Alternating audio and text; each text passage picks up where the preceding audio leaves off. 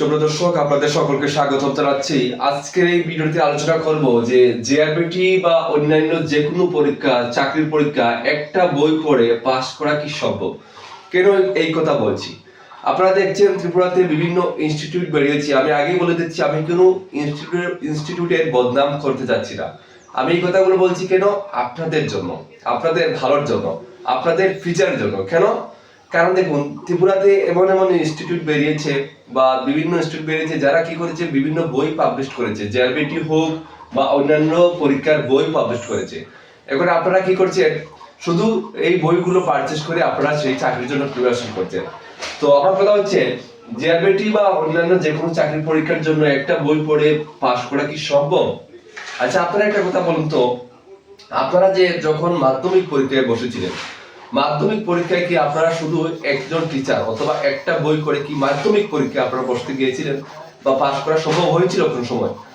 যদি মাধ্যমিক পরীক্ষায় আপনি একটা বই পরীক্ষায় পড়ে বসেননি, তাহলে একটা চাকরি যেখানে লাখ লাখ স্টুডেন্ট, যেখানে আপনাদের কোর্স থাকবে সীমিত, 1000 কোর্স থাকবে, 1500 কোর্স থাকবে, 500 কোর্স থাকবে, লাখ লাখ স্টুডেন্ট যেখানে যেখানে চাকরির জন্য পরীক্ষায় বসবে, সেই জায়গায় আপনি একটা ইনস্টিটিউটের একটা বই পড়ে কোন আশায় সেই চাকরির জন্য আশা করেন আপনি?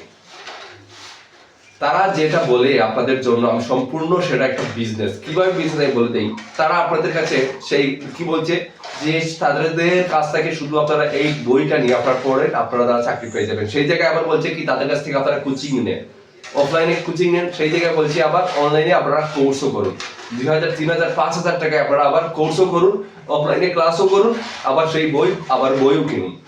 তো এটা বিজনেস করে তো কি? যদি অনলাইন কোচিং করতে হয় তাহলে আমি বই কেনার কথা বই কেন কিনবো? যদি অফলাইনে ক্লাস করতে হয় তাহলে বই কেন কিনবো? যদি বই কিনে যদি আমি সবকিছু আমি চাকরি পেয়ে যাই, তাহলে আমি অফলাইন ক্লাস কেন করবো? দেখুন, তারা কত বড় আপনাদের সাথে গেম খেলছে। একদিকে বলছে আপনারা তাদের কাছ থেকে বই কিনুন, ঠিক আছে, আর একদিকে বলছে আপনারা তাদের কাছ থেকে অনলাইন আপনারা তাদের কাছ থেকে কোর্স করুন, অনলাইন কোর্স করুন, যেটা অনলাইন কোর্স প্রায় 5000 টাকার মতো আপনাদের কাছ থেকে তারা কোর্স নেয়।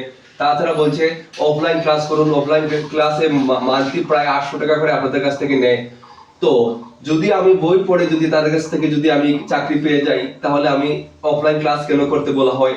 বা যদি বই পড়ে যদি আমি চাকরি পেয়ে যাই, তাহলে অনলাইন কোর্স মাসে 5000 টাকা কেন বলা হয়? এই জিনিসগুলো আপনাদের বোঝা উচিত। আমি আবার বলছি, আমি কোনো বদনাম করছি না কোনো স্টুডেন্টের, আমি আপনাদের চোখ খোলার জন্য এই কথাগুলো বলছি, ঠিক আছে? আমরা দেখেছেন, আমরা যেগুলো আমরা আপনাদেরকে নোটস প্রোভাইড করি, আমরা ক্লাসে কি বলি, যদি আপনারা আমাদের কাছ থেকে নোটস নেন তাহলে আমাদের ক্লাস ফলো করতে হবে না, শুধুমাত্র নোটস কিনলে হবে। কেন বলি?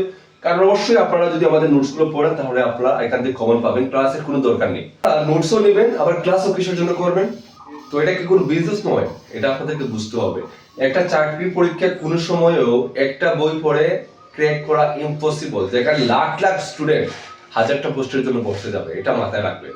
তো একটা বইয়ের উপর কোনো সময়ও নির্ভর করে চাকরিতে বসতে যাবেন না। আমি বারবার বলছি, আপনারা বিভিন্ন বই কালেক্ট করে আমাদের কাছ থেকে পোষায় না নিতে হবে না, বিভিন্ন বই পড়বেন, বিভিন্ন কালেক্ট করবেন, বিভিন্ন জায়গাতে কালেক্ট করবেন, পড়বেন। যে কোনো একটা ইনস্টিটিউটের আশায় তারা বলে দিল আমাদের কাছ থেকে এই বইটা নেন, আপনাদের বাড়িতে পড়ুন, আপনি চাকরি পেয়ে যাবেন। আপনি আপনার ক্যারিয়ার নষ্ট করছেন, আর কিচ্ছু না। এই জিনিসটা মাথায় রাখবেন। এই জিনিসটা বলার জন্যই আমি আপনাদের সাথে, আমি সবসময় আপনাদের ভালোর জন্য কথাগুলো বলি, এটা মাথায় রাখবেন। হ্যাঁ, অনেকে বলবে যে না দাদা, আপনার কাছ থেকে নেওয়ার জন্য, আপনার আমার কাছ থেকে নেওয়ার দরকার নেই, আমার কাছ থেকে নেওয়ার দরকার নেই। আমি এটাই বলছি, আপনারা বিভিন্ন জায়গা থেকে নেবেন, বিভিন্ন জায়গার নোটস পড়বেন। একটা বই পড়ে কোনো সময় চাকরিকে ক্র্যাক করা ইম্পসিবল। তারা যদি শুধু বই পড়ে চাকরি দিয়ে পাস করা যেত, তাহলে তারা অনলাইনে 5000 টাকা খরচ করাতো না, আর অফলাইনে মাসে আপনার কাছ থেকে আরো 800 টাকা করে নিত না। এটা আপনারা বোঝার চেষ্টা করবেন। আশা করি বুঝতে পেরেছেন। শুধুমাত্র জিআরবিটির ক্ষেত্রে না, আমি সব পরীক্ষার ক্ষেত্রে এই কথাটা বললাম।